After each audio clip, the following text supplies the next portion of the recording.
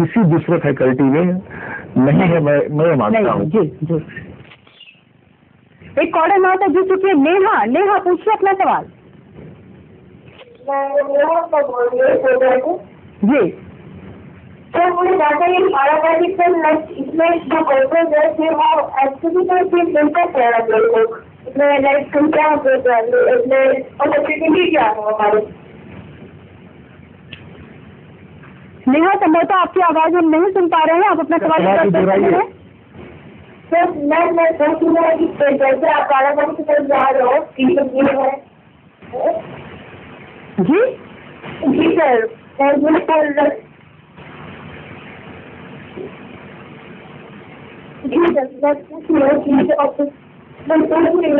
मुझे हमारे अपॉर्चुनिटी पता देता है, मतलब कितने साल के कोर्सेज कर सकते हैं, कैसे अप्लाई कर सकते हैं?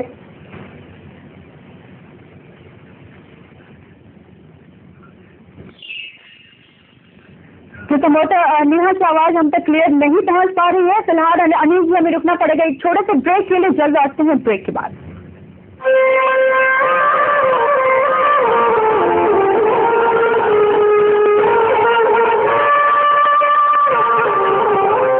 IIT में टॉप रैंक देने वाले faculty Narayana IIT academy Patna में एडमिशन कराने के लिए आज ही संपर्क करें 0612253070 K-Sing Vision Classes for IIT, JEE, AIEEE and PMT. High quality teaching, spacious classroom. K-Sing Vision Classes, Kankarbar, Boringo and Bayatola, Patna. क्या आप bank, MBA, MCA, TSET, MBA की तैयारी कर रहे हैं? क्या रीजनिंग, मैथ, GI समझ में नहीं आ रहा है? अपने लिए जाने माने एक्सपर्ट रमन झा से Raman career centre, Uma arcade, circular road, near women's college, 8 block, Ranchi. Contact 98355001. NSIBM conducting full-time course of BBA and MBA. Admission is going on for full-time BBA and MBA courses. आपके सपनों को करें साकार। Promising career Ranchi में हो तो दूर क्यों जाए? Varieties of courses by Top Management Institute. Promising career and great scholars life in one campus. MBA, MCA, BBA, BCA, BSc, IT. Usha Martin Academy, Ranchi. Admission open. For more information, log on to www.ushamartinacademy.org. Netaji Subhash Institute of Technology, a full-time BTech degree engineering college, has the linkages with the corporates. You perform, your placement is assured at Amhara Bishya, Patna.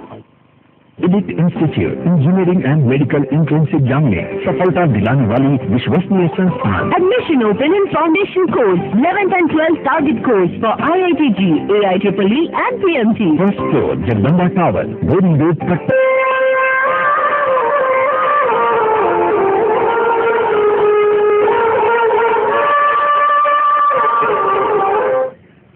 Welcome back. आप देख रहे हैं गुरु ज्ञान और आज का जो हमारा विषय है वो है पारा मेडिकल, और इससे जुड़ी तमाम जानकारियां देने के लिए पटना स्टूडियो में हमारे साथ मौजूद है हमारे गेस्ट IIHR के डायरेक्टर इंस्टीट्यूट मिस्टर अनिल सुलभ जी मौजूद है। अनिल जी, ब्रेक के बाद एक बार से आपका भी बहुत बहुत स्वागत है। एक ऐसा के कॉलर हमारे साथ जुड़ चुके हैं, राजीव जुड़ चुके हमारे साथ। राजीव, कहिए क्या सवाल है आपका?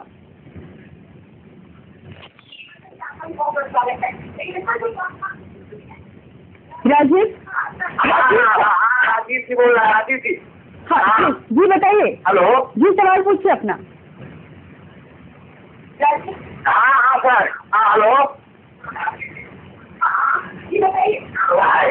एक्चुअली हम यही पूछना चाह रहे थे सर कि जो हमारे पैरामेडिकल कोर्सेज होता है, DMLT, DMLT, BO के सारे कोर्सेज होते हैं,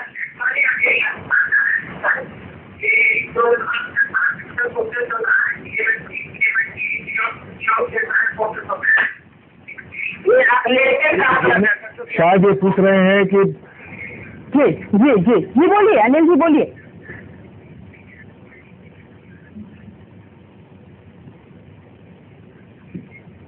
नेहा, मेरी मदद करिए, अगर आपने सुना उनका प्रश्न तो मुझे बताइए।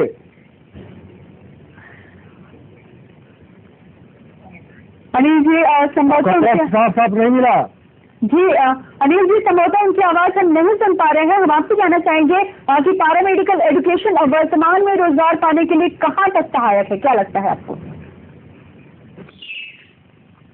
देखिए, मैंने तो पहले बताया नेहा जी कि पैरामेडिकल के क्षेत्र में पूरे वैश्विक स्तर पर, मैं केवल बिहार झारखंड की बात नहीं कर रहा हूँ, केवल भारतवर्ष की बात नहीं कर रहा हूँ, पूरी दुनिया में चूंकि ऐसे एक्सपर्ट्स की, ऐसे टेक्नोलॉजिस्ट की, ऐसे टेक्नीशियंस की एक व्यापक कमी देखी जा रही है, मानी जा रही है, और इसकी मांग इतनी ज्यादा है, उस दृष्टि से आपूर्ति यानी कि मैन पावर की इतनी कमी है कि इनको तो हाथों हाथ लिया जा रहा है। आज ट्रेनिंग पूरा करते ही कल से वह ट्रेंड प्रोफेशनल काम में लग जा रहा है। और इसमें केवल रोजगार ही नहीं, स्वरोजगार भी। व्यक्ति अपना क्लिनिक स्टार्ट करता है, अपने वर्कशॉप शुरू कर रहे हैं जी, तो एक व्यापक मांग भी है और अवसर बहुत सारा है। एक खाली फील्ड है, एक पूरा का पूरा क्षेत्र खाली पड़ता है। और अभी जैसे आप केवल बिहार की बात हम करें और केवल झारखंड की बात करें, तो जो पैरामेडिकल स्टाफ की जो नियुक्तियां अभी सामने में है, वह लगभग 20 से 25 हजार के आसपास में। और मुझे लगता है कि कुछ चंद हजारों में तो पूरे के पूरे मैन पावर अब उपलब्ध है। तो एक बहुत व्यापक खाली जगह है, जिसमें ऐसे लोगों की डिमांड है और निभाना चाहिए। तो रोजगार और के साथ साथ एक बड़ा काम ये करते हैं पीड़ित मानवता का सेवा, जैसे मैंने पहले कहा जी। और जो मैं आपके इस माध्यम से एक चर्चा पुनर्वास विज्ञान के क्षेत्र के बारे में करना चाहूंगा, रिहेबिलिटेशन साइंस के बारे में, जिसमें फिजियोथेरापी का जिक्र मैंने किया था, पर्सनल थेरापी का जिक्र किया था, मैंने प्रोस्थेटिक ऑर्थोपेडिक इंजीनियरिंग की बात की थी, जिसमें आर्टिफिशियल लिंग बनाने की, कृत्रिम अंग बनाने की जो इंजीनियरिंग है उसकी चर्चा की थी।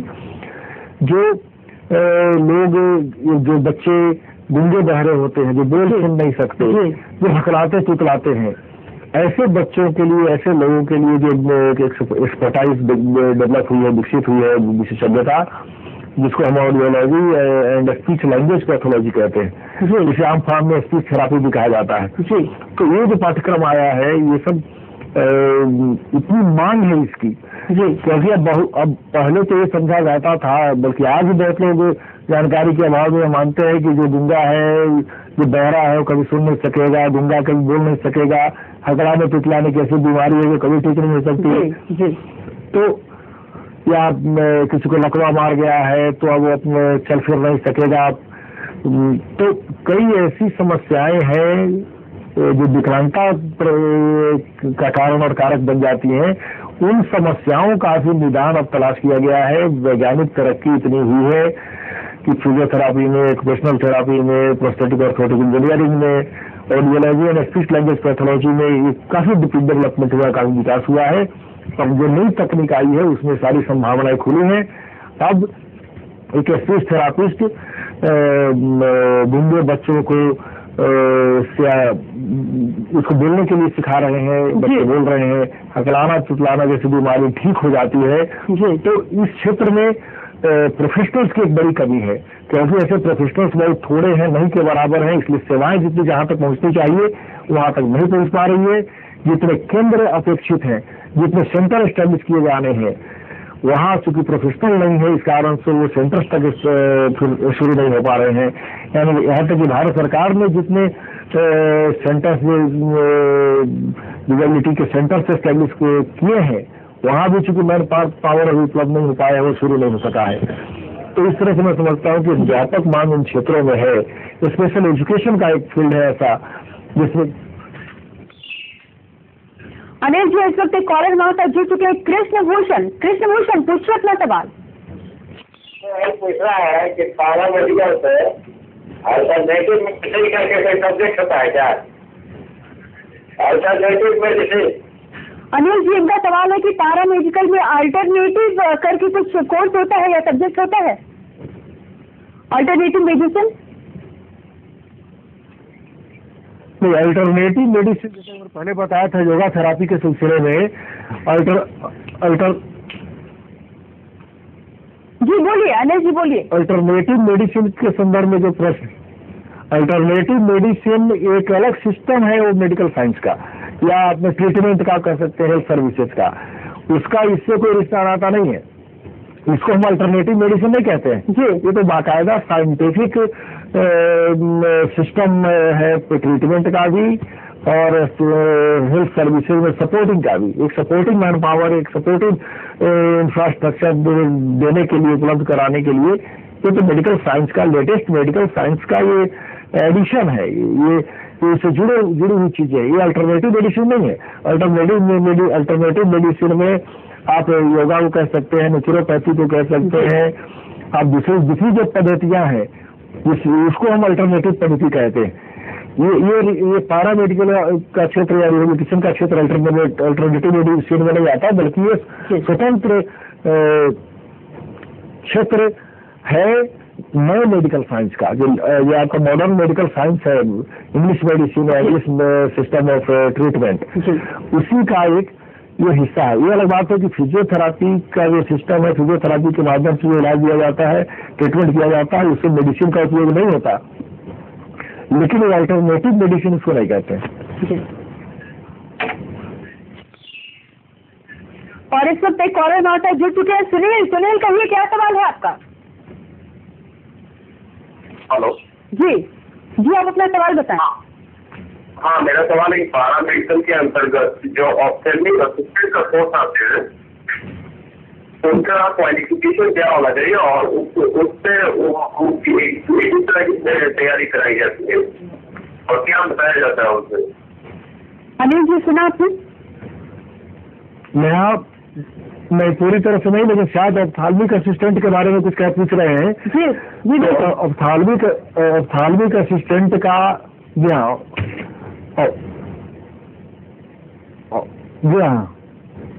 ऑप्थाल्मिक असिस्टेंट का ये जो कोर्स होता है वह है कि आंखों की जितनी समस्याएं होती हैं उसकी जांच ये ऑप्थाल्मिक के जो असिस्टेंट होते हैं ये करते हैं।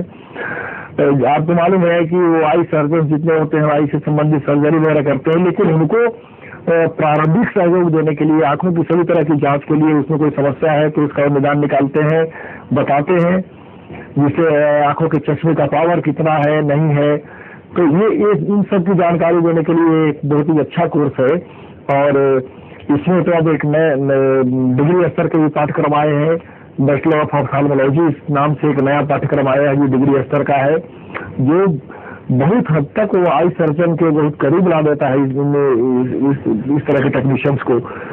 और ये सेपरेट आंखों की जांच की प्रैक्टिस भी कर सकते हैं, ये सर्जरी नहीं कर सकते, लेकिन आंखों से संबंधित जितनी समस्याएं होती है उन समस्याओं की जांच करना और चश्मा किस नंबर का चाहिए, चश्मा उपलब्ध कराना, ये सब ये करते हैं। तो मैं समझता हूँ कि इनका सवाल बहुत ही अच्छा है और इस क्षेत्र में भी बहुत व्यापक संभावनाएं हैं, लोगों की संख्या बहुत थोड़ी है और इसमें भी नामांकन की न्यूनतम योग्यता इंटरमीडिएट विज्ञान से है और कई इंस्टीट्यूशन अब नए शुरू हुए हैं, जिसमें तो हमारे इंस्टीट्यूशन भी है, Indian institute of health education and research जो दूर पटना में है, वहाँ ये पाठ्यक्रम संचालित होते हैं। तो मुझे लगता है कि ये सारे क्षेत्र ऐसे हैं जिनके बारे में न्यू कमर्स को, नौजवानों को और खासतौर से लड़कियों को मैंने महसूस कर किया है कि लड़कियों के लिए क्षेत्र में इस क्षेत्र में बहुत ज्यादा संभावनाएं हैं। जी अनिल जी इस वक्त एक कॉलर हमारे साथ जुड़ चुके हैं, कमल जुड़ चुके हमारे साथ। कमल पूछो अपना सवाल।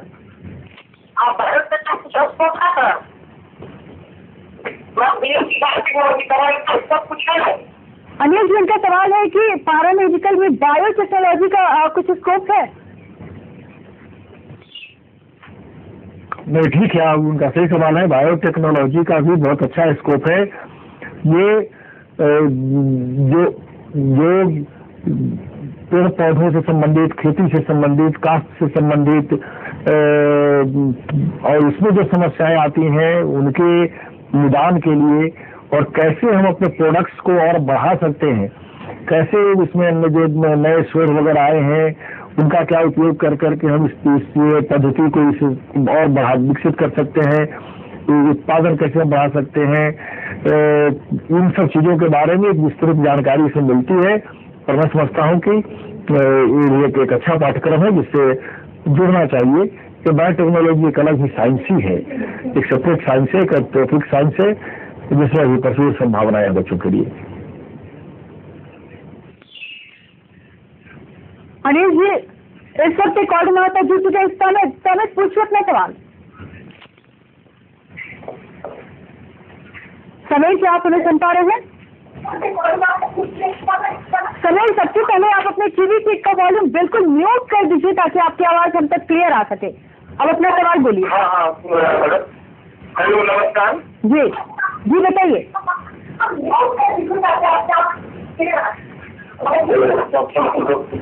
हेलो, सवाल कीजिए अपना।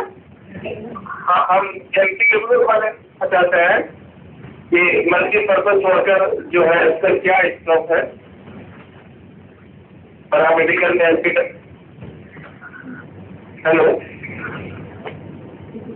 हेलो, बताइए नेहा जी, क्या पूछा उन्होंने? अनिल जी, इनका सवाल हमारे तक भी समय तक क्लियर नहीं हुआ, तो हम आपसे जानना चाहेंगे कि निजी और सरकारी पैरामेडिकल संस्थान में क्या अंतर है?